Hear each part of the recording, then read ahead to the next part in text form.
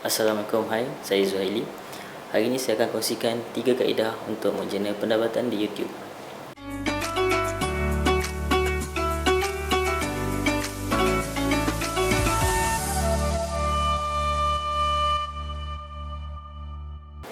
Untuk mereka yang belum subscribe di YouTube channel saya, sila subscribe untuk menantikan konten-konten terbaru seperti tips, pendapat dan juga short film. Macam hari ini kita tengok ramai dah orang buat akaun YouTube. Ada yang menjadikan akaun YouTube ni sebagai pendapatan. Tak kisahlah pendapatan utama diorang ke ataupun pendapatan sampingan diorang. Hari ini saya akan kongsikan 3 kaedah untuk menjana pendapatan di YouTube. Ada orang tanya, dapat duit ke daripada YouTube ni? Jawapan dia, yes. Dapat duit jika korang buat satu daripada 3 kaedah ni. Kaedah yang pertama, kaedah ni sangat-sangat common, sangat ramai orang tahu, iaitu dengan menggunakan Google AdSense. Google AdSense ni kita kena selaraskan kita punya email dengan akaun YouTube. Lepas tu bila kita dah buat semua tu, kita kena masukkan akaun YouTube kita tu di dalam akaun Google AdSense. And then daripada situ dia start rotate pengiraan. Macam mana dia kira? Dia kira adalah, pertama sekali syarat dia ada 2, iaitu YouTube kita kena 1,000 subscriber dan ke atas. Dan syarat yang kedua, kita kena dapat 4,000 jumlah tontonan. Bermaknanya orang yang tonton, dia spend time dia untuk tonton video kita daripada awal video kita buat, berapa masa yang orang perlukan. Maknanya kalau seorang mungkin 8 minit, so kalau ramai dah berapa dah dekat situ kan. Macam tu, maknanya daripada video, bukan satu video, overall video kita dia totalkan. Google AdSense ni pula, dia bila kita gunakan Google AdSense, konten yang kita gunakan dalam video itu, sama ada potongan video klip daripada video lain ataupun daripada movie lain, lagu, grafik, gambar, itu semua akan dianalisa oleh pihak YouTube. Kalau seandainya konten tu ada owner yang punya, contoh saya buat video and then saya letak lagu Baby Shima, okay, bila saya macam tu, YouTube akan analisa tau. Dia akan analisa and then Baby Shima mungkin penerbit dia saya tak tahulah siapa, and then maknanya daripada owner lagu tu dia akan dapat message, dia dapat email daripada pihak YouTube mengatakan yang ada orang gunakan dia punya lagu. Okay, so diorang ada 2 option dekat situ. Sama ada diorang nak accesskan, maknanya bagi kebenaran untuk kita buat and then kita dapat income, ataupun diorang nak totally block, which mean video kita tu tak boleh dapat income. Okay, sebelum saya terlupa, bila buat Google AdSense, kita kena tick dekat bahagian monetization tu kena on.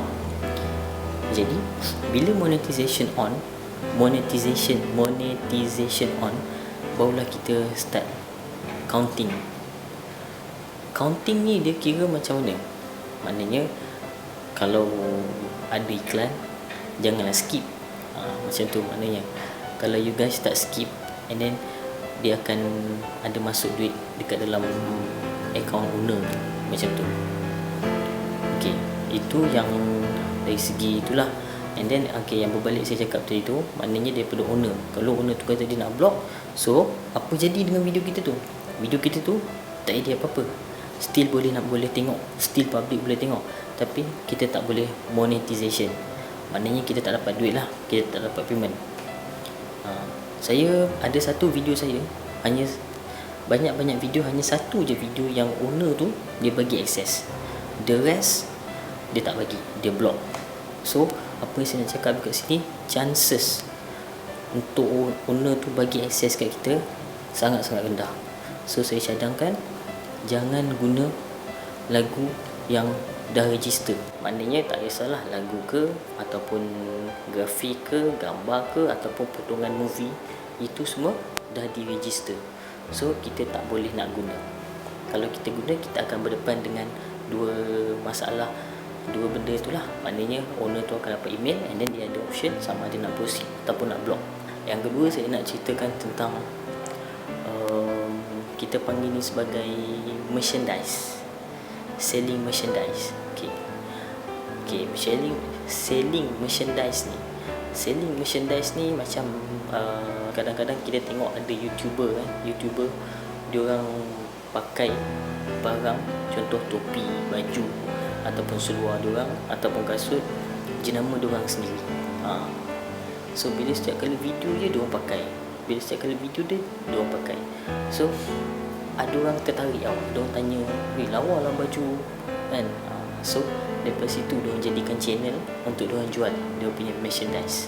So itu pun salah satu kaedah untuk diorang mendapatkan income, iaitu diorang menjual cenderia mata diorang.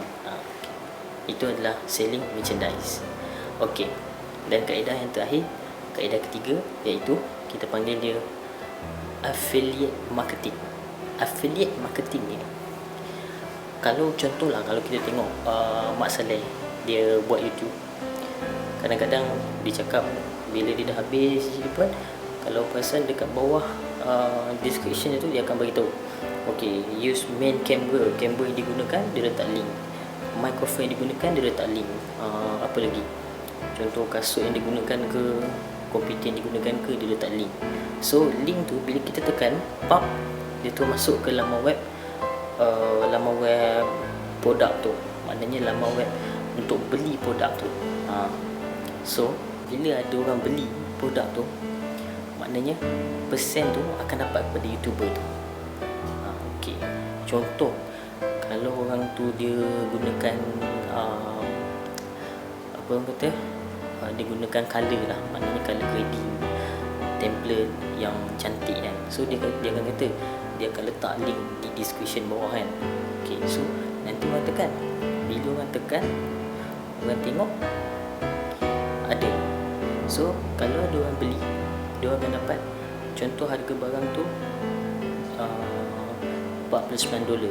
So bila dia orang beli 20%, contohlah contoh persen dia, mungkin dia akan dapat 20%. So 20% daripada $49 tu dia akan dapat kepada orang yang buat YouTube tu. Okay. So itu sahaja 3 kaedah untuk kita menjana pendapatan daripada YouTube. So kepada YouTuber di luar sana, especially yang baru nak berjinak-jinak dalam dunia YouTuber ni, saya doakan kejayaan untuk korang, dan semoga korang sentiasa ada idea yang bernas, dan yang penting disiplin dalam buat video. Kena sentiasa up supaya korang punya subscriber sentiasa nantikan konten baru korang. Terima kasih yang menonton. Kita jumpa lagi untuk next video.